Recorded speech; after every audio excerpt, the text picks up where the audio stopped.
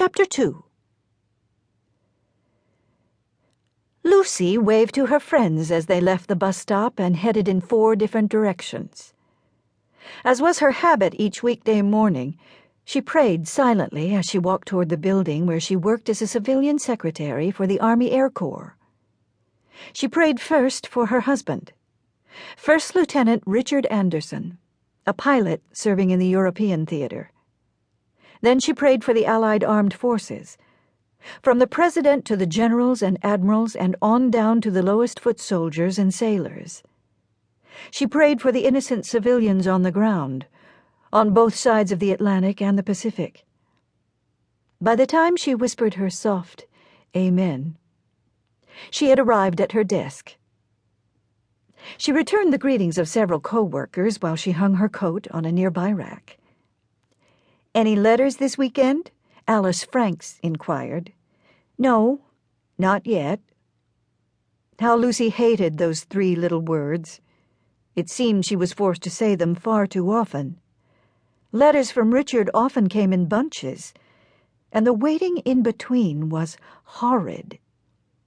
Waiting. Always waiting. Waiting for Richard's letters. Waiting for Richard to come home. She tried not to complain. Not to the Lord. Not to others. But sometimes it seemed as if she'd been waiting for him for her entire adult life. Orphaned at 18 by a train accident, and alone in the world, she had no grandparents, no aunts or uncles, no cousins. Lucy had longed for marriage and children so she could be part of a family again. She was 27 when a friend had introduced her to Richard Anderson.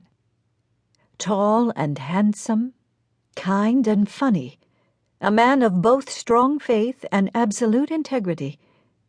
He was everything she had dreamed of and more. She couldn't have helped loving him, even if she'd wanted to. She hadn't wanted to. When she and Richard were married 14 months earlier, 2 years after their first date, she'd known she must be the happiest woman on earth. If not for this war. Lucy sighed as she removed the dust cover from her typewriter, then looked through the stack of papers waiting in the file basket on the side of her desk.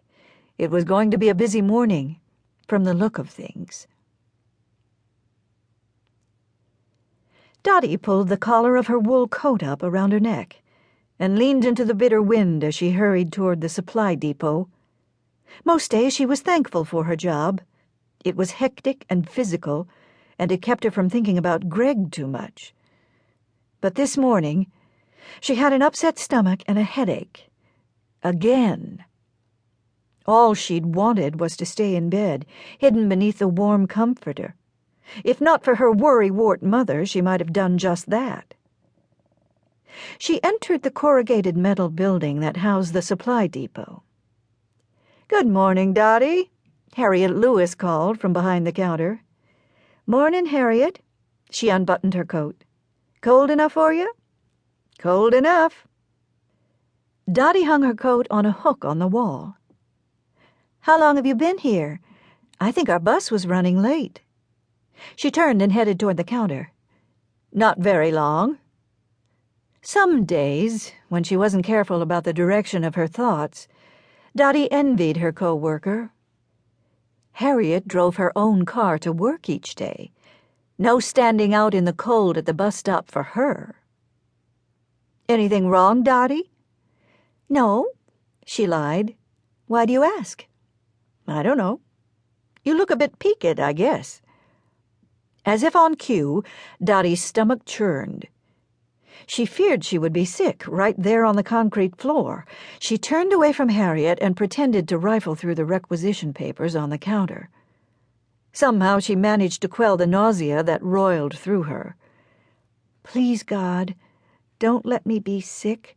We can't afford for me to miss work right now. Money's tight." Being short of money was nothing new for the King family. Her mother had always struggled to make ends meet while raising her 2 children alone. Dotty had been 6 and Clark 11 when their father walked out on the family.